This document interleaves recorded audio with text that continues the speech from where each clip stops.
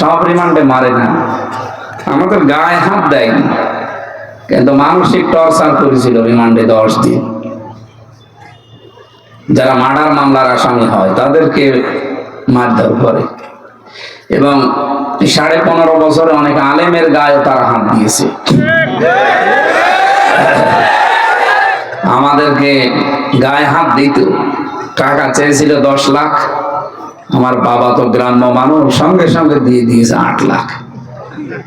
রিমান্ডে মারবে ছেলেরে, আর আমি একা তো, এই জন্য মারেনি, কিন্তু যে মাজায় দড়ি বেঁধে, পেছনে হাতে হ্যান্ডকাপ লাগিয়ে, পায়ে ডান্ডা বেড়ে দিয়ে, কালো কাপড় দিয়ে চোখ বেঁধে, এইগুলো তো মায়ের উপরে না। আবার মাটির নিচে যে 10 দিন, ওরা ওই সমস্ত জিনিসপত্র নিয়ে আসতো মাঝে মাঝে, যে এইগুলো দিয়ে আমরা নখ তুলি, এগুলো দিয়ে চোখের ভরু তুলি। চোখের ভরু মানুষকে টেনে টেনে তুলে দেবেন, ও চোখে আস্তে আস্তে হালকা দেখবে, দেখতে পাবে না। কিছু নিয়ম নীতি আছে, ওরা তো মায়ের জানে। পায়ের নিচে পিটাবে পায়ের নিচে, এদিকে আপনার চোখ অন্ধ হয়ে যাবে।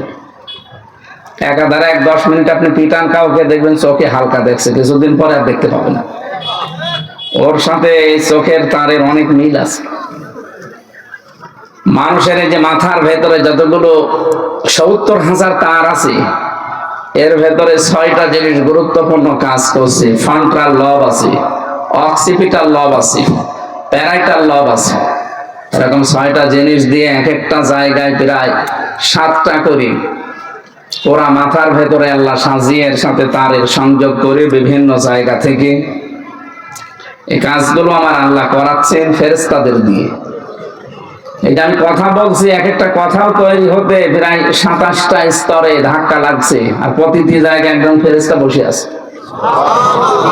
ওরা যদি দায়িত্ব পালন না করে, আপনি জীবনেও কথা বলতে পারবেন না। আমরা দেখি চোখ দিয়ে, কি দিয়ে?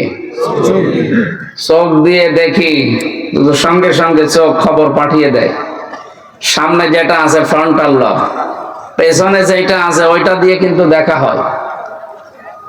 আমরা দেখছি চোখ দিয়ে, সামনে যেটা আছে এটার কাছেও খবর পাঠায় না। আপনি কম্পিউটার এখানে সেট করেন, দেখবেন মাথা খুলে একেবারে এই পয়েন্ট আকারে 70,000 সব তারগুলো আলাদা আলাদা নাম আছে। আপনি যখন সাপ দেখলেন, সাপ সঙ্গে সঙ্গে সামনে এখানে যে 7টা কাজ করছে এখানে দেবে না, পেছনে যেটা আছে প্যারাইটাল লব আছে, পেছনে ওর কাছে দিয়ে দেবে। ও ওখান থেকে সিদ্ধান্ত দেবে, তাড়াতাড়ি লাঠি হাতে নে অথবা পেছনে দৌড় দিয়ে। এটা আপনাকে বলে দিয়েছে আপনার বাবা। কে? এই যে মাথার ভেতরে যেগুলো সেট করা আছে এরা। মহান রব্বুল ইজ্জাত ওয়াল জালাল আমাদেরকে যে কথা বলার শক্তি দিচ্ছেন। রিমান্ডে মানুষগুলো আমার মনে হয় আগে থেকে লেখাপড়া করে, আগে থেকে ট্রেনিং নেয় যে কোন জায়গায় কি অত্যাচার করলে এই কথা বের করবে। আমারও তো যে সমস্ত কাজ কারবার করি কিছুই পারে নাই। শেষ পর্যন্ত আমার বলেছিল যদি এগুলো না বলেন, আমরা যা লিখে দিলাম আদালতে যদি না বলেন, জামাত ইসলামের বিরুদ্ধে, ছাত্র শিবিরের বিরুদ্ধে, ছাত্রী সংস্থার বিরুদ্ধে, আকিজ গ্রুপে চাকরি করতাম আমি, ওদের খতিব ছিলাম, ওদের বিরুদ্ধে এবং দেশের বিরুদ্ধে এইগুলো বলা লাগবে। আমরা যে 12-13টা লাইন লিখে দিয়েছি, খালি আপনি যে বলবেন যে এই কথাগুলো আমার না, এত মিথ্যা কথা বলতে পারবেন, এটা সবই আপনাদের বানানো কথা। শেষে আমারে বলেছে যদি না বলেন তাহলে আপনার বউ তুলি নিয়ে আনবো। আমার ম্যাডামের ওই সময় 7 মাস বাচ্চার বয়স, ও তো অসুস্থ হয়ে পড়ে আছে। এখন ওরা যদি ওই অবস্থায় তুলে নিয়ে আসে, বলেন তো। শেষ পর্যায়ে বললাম আর কি, আমার তো এখন আর কিছু করার নেই, আমি এখন অসহায়।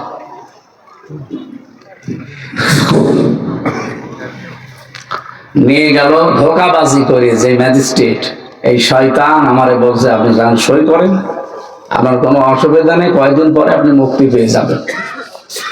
আপনার নিচে আপনার বাবা মা, আপনার স্ত্রী সন্তান এসেছে, ওরা সব কান্নাকাটি করছে, আপনি তাড়াতাড়ি করেন। শয়তান যে ধোকাবাজি করেছে আমি ওই সময় বুঝি না, 164 তখন জানতাম না। ধোকা দিয়ে বোকা বানিয়ে আমার এই সই করে নিল, পড়তেও দিল না। বছর না পড়া লাগবে না, কি পড়বে, সব ভালো ভালো কথা লেখা আছে। সই করে দিয়ে চলে গেলাম। পরে শুনলাম যে ওই এমন এমন কথা লিখেছে যেগুলো মনে হয় ফাঁসি দেওয়ার কথা।